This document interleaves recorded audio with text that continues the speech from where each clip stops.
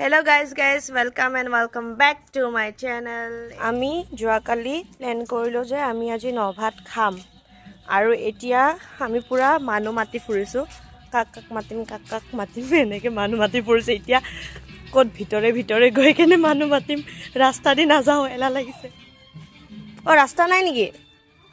ৰাস্তা নাই ও এনেকে মাতিব লাগিব ও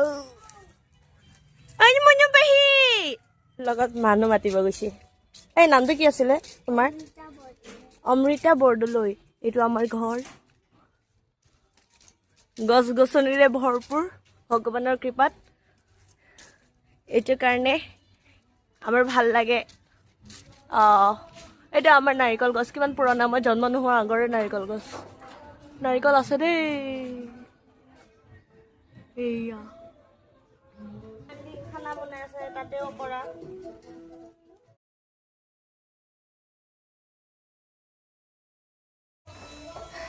গাইস মই বনাই আছো একদম ভগৱান যিটো ভাত বঢ়াই দিয়ে তাৰ কাৰণে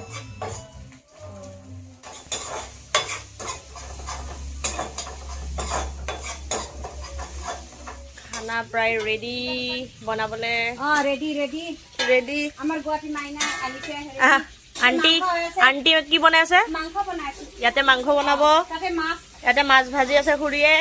মাছ টেঙাৰ লগত বনাম টেঙাৰ মাছ বঢ়িয়া টেঙা হিয়ল মধুকুলেন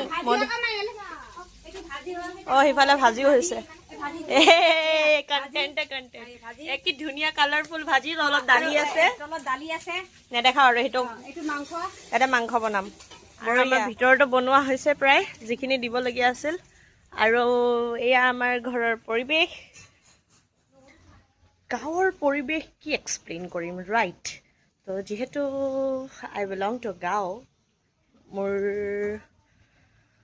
গাঁওখনত আহি বহুত ভাল লাগে কিন্তু বহুত সময়ৰ মূৰত আহিলে বেছি ভাল লাগে এতিয়া যিহেতু ধান কাটাৰ সময় আমি ধান কাটিলোঁ আমাৰ ঘৰত খেতি আছে ঘৰত খাব পৰাকৈ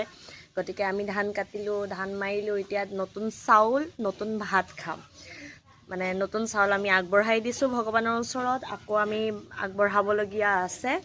কাৰণ আমি ভাত বঢ়াই দিওঁ আমাৰ পূৰ্বপুৰুষসকলৰ কাৰণে তাৰপিছত সেইখিনি বনোৱা হোৱাৰ পিছত এইখিনি ৰাইজক আৰু ন ভাত মানে অকলে নাখাওঁ ৰাইজৰ লগত খোৱা যায় তাৰ মানে